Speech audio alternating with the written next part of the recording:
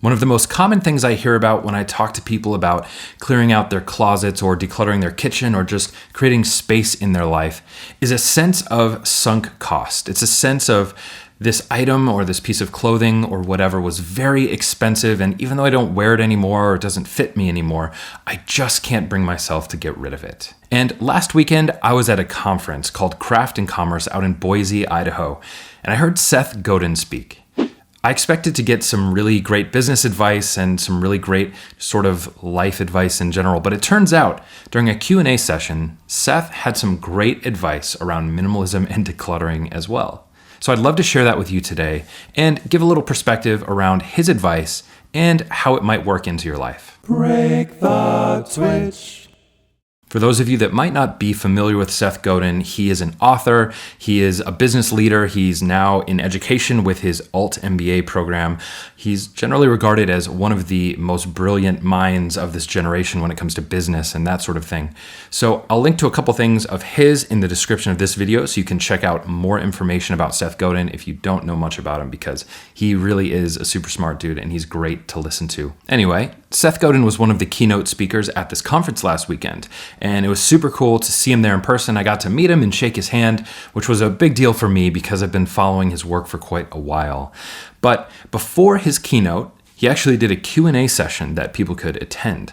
So I ended up attending the session just to kind of hear what he would have to say and what questions people might ask him. And that's when a woman in the audience asked a really great question, and it kind of blew my mind. Her question went a little something like this. Hi. Yes. Hello, Seth. I wanted to ask you what I should do about this project. I have this project that I've been working on for such a long time, and I've invested so much work into this project, but I'm just really resenting it, and at this point, I don't even want to put it out into the world.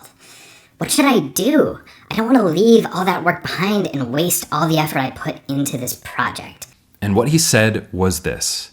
All of the things in your closet, all of the things in your home, all of the money you've spent on just about anything, all the time you've spent working on something or working to acquire something, all of it is simply a gift from your past self to your present self.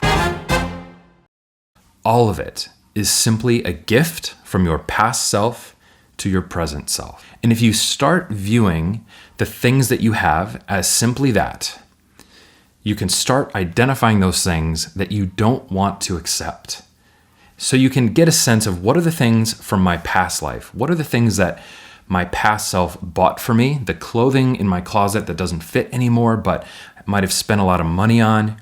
That money is already in that clothing. It's gone. It's simply a gift now that you currently have that clothing. And if it's a gift that you don't want, you can let go of it and do something else with that space. I have to say, I was not expecting Seth to use an example like that. When he said that response, I was kind of sitting there just like, and as his message started to sink in, I realized just how powerful that mentality can be. Just because our past selves did some work, that self is not here anymore. We only have our present selves right now with what we want, with what we have, with the work we want to do. So if we want to accept that gift, we can.